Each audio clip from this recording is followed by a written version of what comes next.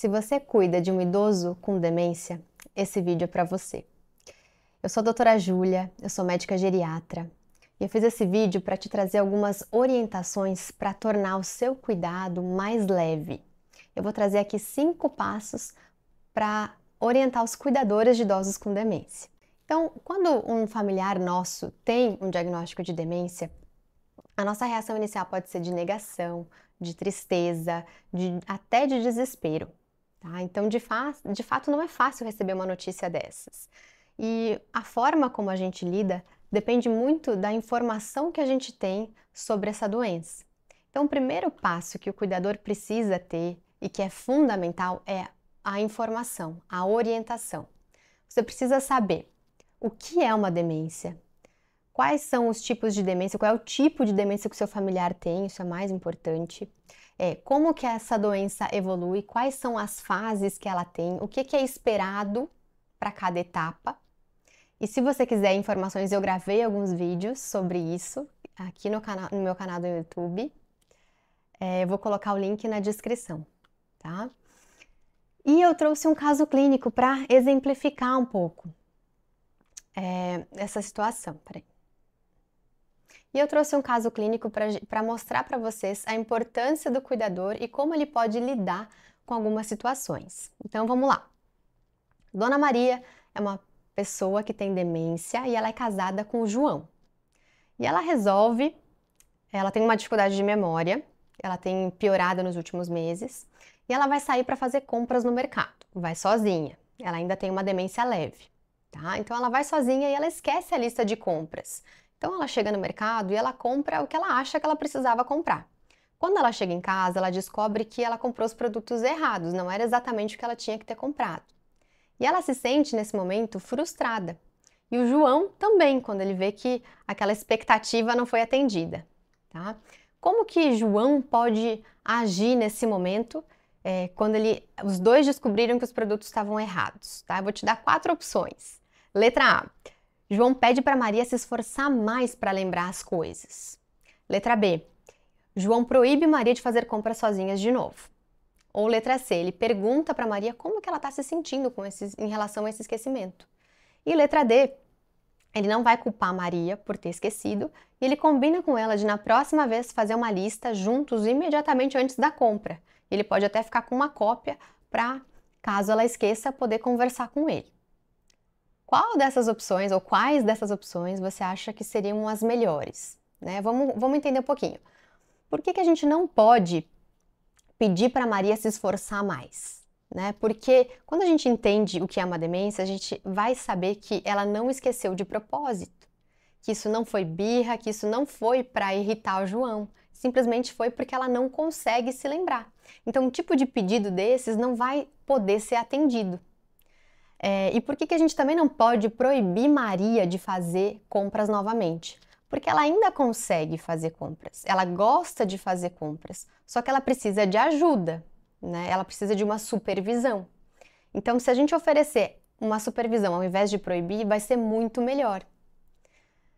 E a letra C, né? Perguntar como ela se sente, vai abrir um canal de comunicação. A gente vai poder conectar o cuidador com o familiar com demência. Ela vai poder falar como ela está se sentindo, porque muitas vezes quem tem demência acaba se isolando, acaba retraindo, guardando as angústias, as frustrações, e só manifesta isso com agressividade, com irritabilidade ou com apatia e tristeza. Então, abrir esse canal de comunicação é muito importante, é uma boa oportunidade que ele tem agora, tá? E a letra D, não culpar Maria, é fundamental, porque como a gente já falou, não foi de propósito, né? E criar uma estratégia para lidar com essa perda é a melhor saída, né? Para ainda manter a funcionalidade de Maria por mais tempo. Então, agora, esse caso já introduz o segundo passo que o cuidador precisa, que é aprender a se adaptar às perdas, né? Porque a Maria ainda está independente nesse momento, mas ela vai progredir as dificuldades ao longo do tempo. E o que o esposo vai precisar aprender é a como lidar com isso ao longo do tempo.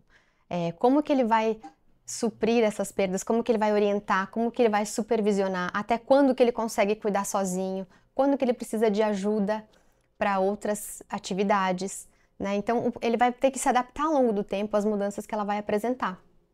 E essa é uma habilidade muito importante de quem cuida. E o terceiro ponto que esse caso também ilustra é estimular a autonomia. Então, encorajar a pessoa a manter as atividades que ela ainda consegue fazer e não fazer por ela porque é mais rápido, né? Porque fica melhor executado. Porque se isso for feito, ela pode se retrair, pode não querer mais fazer, ela pode se deprimir mais, né? A sensação de inutilidade vai tomando conta. Então, permita que ela faça, mas com auxílio, né? E estimule no que for preciso. Então, por exemplo, tem pessoas que lavam a louça, mas lava mal lavada, se não lava direito. Não importa, deixa ela lavar, nem que você lave depois sem ela ver. Porque você vai estar estimulando que ela faça o que ela gosta. Se ela gosta de passar um café, vou coar um café agora à tarde. Outra estratégia interessante é você separar tudo que ela precisa para coar esse café. Deixa lá separado o pó, o filtro, o coador, a garrafa térmica.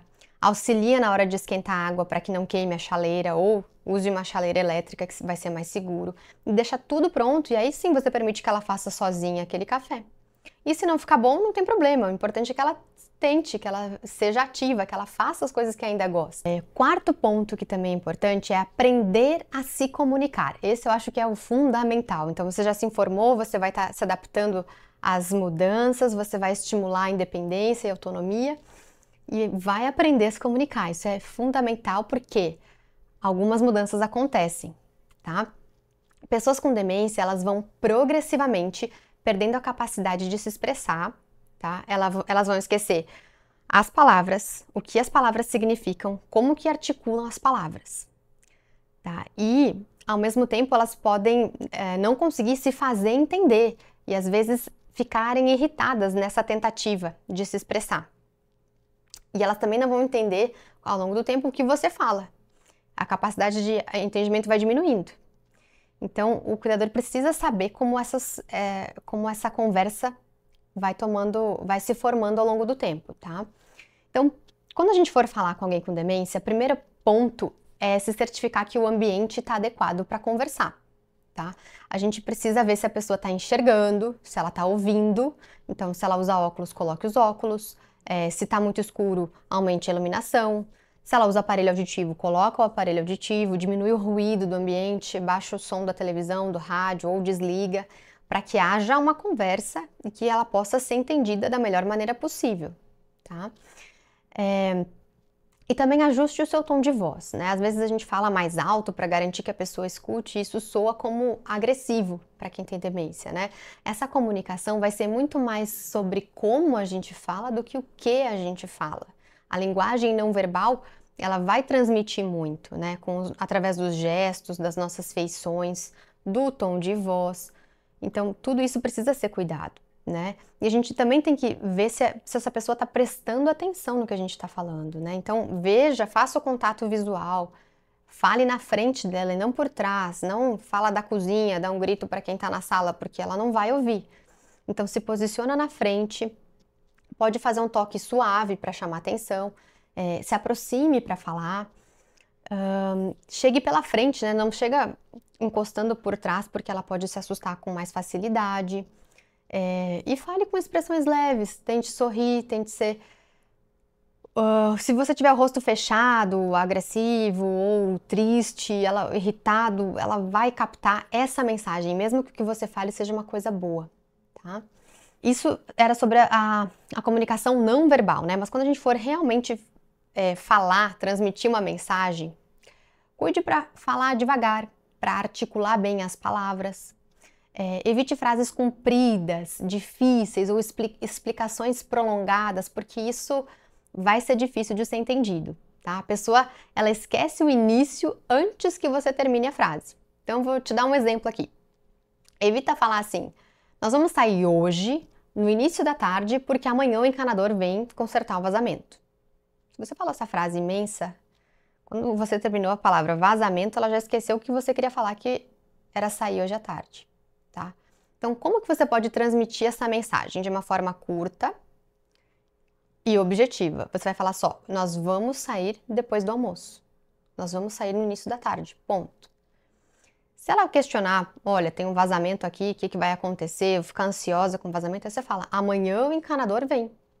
Você não precisa fazer uma sentença, uma frase tão comprida, porque a capacidade de entendimento vai ser pior, ela não vai entender. E quando for fazer uma pergunta para essa pessoa, procure fazer perguntas de sim ou não na resposta, para facilitar. Quando a gente faz perguntas de escolhas, isso também torna mais difícil para a pessoa responder, para pensar, para concatenar o que está sendo dito, para emitir uma resposta. Então, por exemplo, vocês almoçaram, aí você pergunta assim, você quer uma fruta? O que você quer de sobremesa? Um bolo ou uma laranja? Isso pode ser difícil para a pessoa responder. Então, talvez você possa perguntar assim, olha, você quer uma laranja? Ela responde não. Então, você quer um bolo? Você vai oferecendo um de cada vez. Fruta é um termo amplo, ela vai ter que pensar em todas as frutas que tem na casa e vai ser difícil de escolher. Então, tenta ser o mais direto possível para que a resposta seja de sim ou não, tá? E dê tempo para ela responder, porque ela também vai ter que organizar a pergunta, pensar no que ela quer e expressar a resposta. E ao longo do tempo isso vai sendo mais difícil ainda, conforme a fase da demência, tá?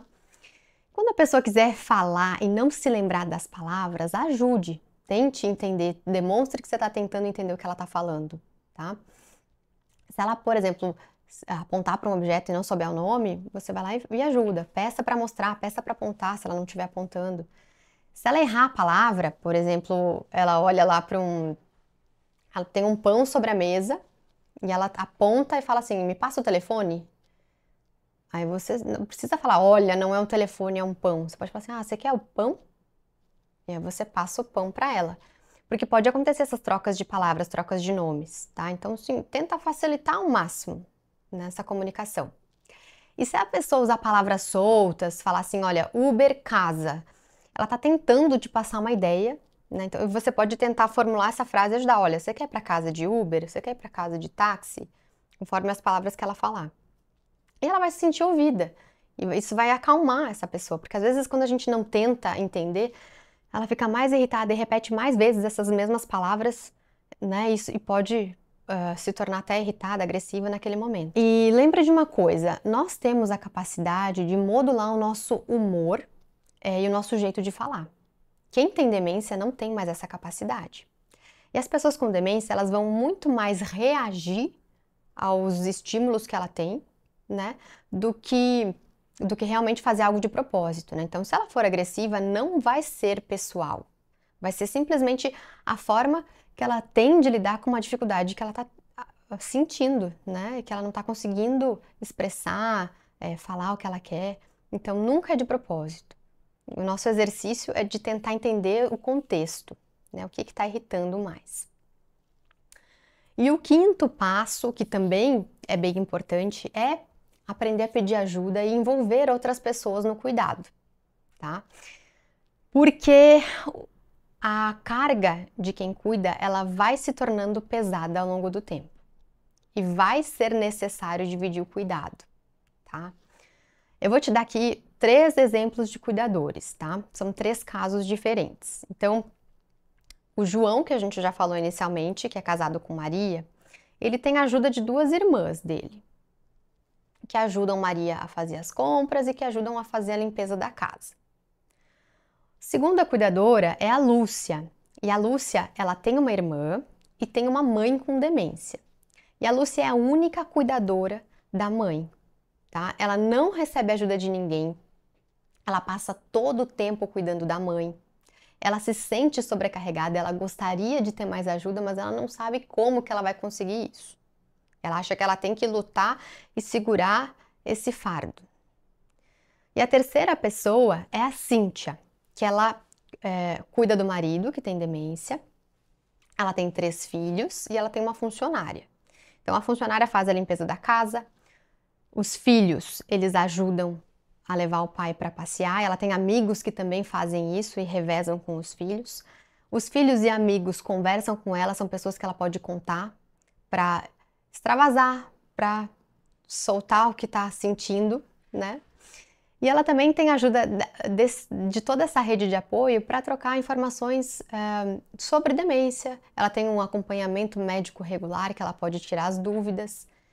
Então, são 3 cenários totalmente diferentes, tá? Você se identifica com algum desses cuidados? com algum desses cuidadores, na verdade.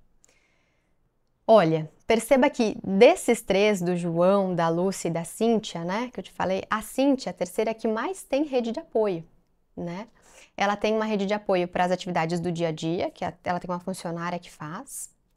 Ela tem uma rede de apoio para as atividades de lazer, que são os filhos e amigos. Para as atividades emocionais, para os desabafos que ela precisa fazer. E para as informações, né? Então, o que esse caso nos ensina? Né? Que, primeiro, que é normal dividir tarefas, que a gente não precisa carregar tudo sozinho, né? E que as tarefas, quando forem realizadas, elas não precisam ser perfeitas. É importante que elas sejam feitas, tá? E que é difícil, sim, resolver tudo sozinho, que o cuidado é mais leve quando for compartilhado. Por que é importante falar disso? Porque ainda existe uma romantização do cuidador, né? De que quem cuida tem que aguentar tudo sozinho, ou que às vezes quem cuida e centraliza o cuidado acredita que ninguém vai cuidar tão bem quanto ele, né? Ou tem dificuldade de pedir ajuda, ou realmente não conhece ninguém que possa ajudar. E o que acontece com quem cuida sozinho ao longo do tempo é uma sobrecarga. E essa sobrecarga ela vai acontecer porque a pessoa não vai ouvir as suas necessidades e vai colocar em primeiro lugar as necessidades do seu familiar. E com o tempo, isso vai se tornando uma doença, né? E a gente tem um nome para ela, que é estresse do cuidador. Isso pode agravar, pode se manifestar com outras doenças clínicas, pode se manifestar com uma estafa muito grande, e pode se tornar insustentável carregar isso tudo sozinho, tá? Então, é por isso que é importante trazer outras pessoas para perto, dividir as tarefas do cuidado, reservar um tempo para o seu autocuidado. Então, nem que seja 10 minutos por dia você andar e ir até o mercado e voltar sozinho, mas caminhando no sol, ouvindo uma música que te relaxa, ou aquele banho mais demorado que te permita se sentir melhor. Deixar um tempo para se ouvir, um momento em silêncio, reservar um momento do dia só seu. Isso vai te trazer forças para continuar, para lidar, porque não é fácil. Vou te trazer aqui 3 exemplos de pedir ajuda e vamos ver qual deles você acha que é mais eficaz, tá?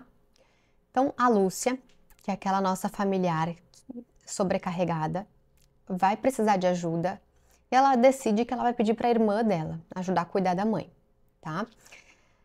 Ela se interessou por umas aulas de filosofia que acontecem uma vez por semana, 1h, nas quintas-feiras à noite, né? Então ela resolve pedir ajuda para a irmã, só que ela não explica que ela vai fazer essa aula para ter um tempo para ela, para dar um intervalo desse cuidado que ela está precisando de autocuidado, né? Então quando ela pede para a Lúcia, olha, para a irmã dela se ela pode ajudar, a irmã responde assim, olha, sinto muito, não tenho tempo, quinta-feira à noite é impossível para mim.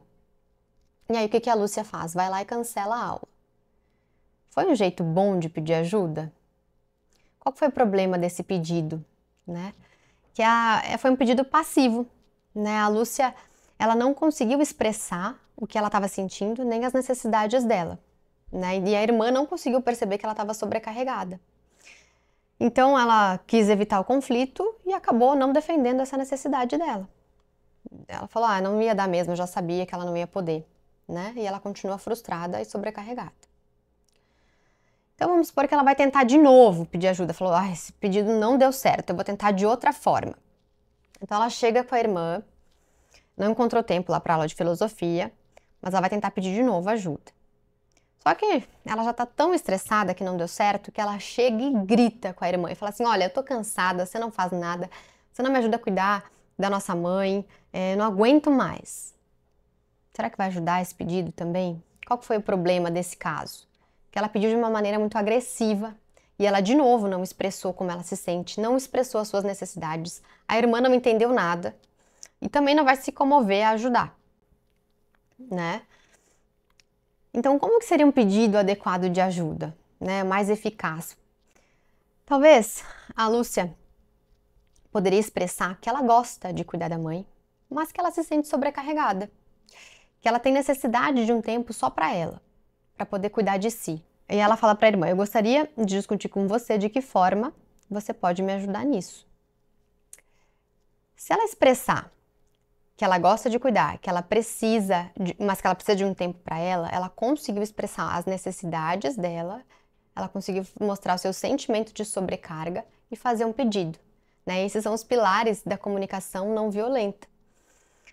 E é uma maneira muito mais eficaz da irmã entender o que ela está sentindo e se comover, de querer ajudar, de, né, se mobilizar para ajudar e fazer parte dessa rede de cuidado. É claro que não tem fórmula mágica, mas às vezes o cuidador está tão estressado que ele não consegue nem acessar as suas próprias necessidades, né? E pedir ajuda é fundamental.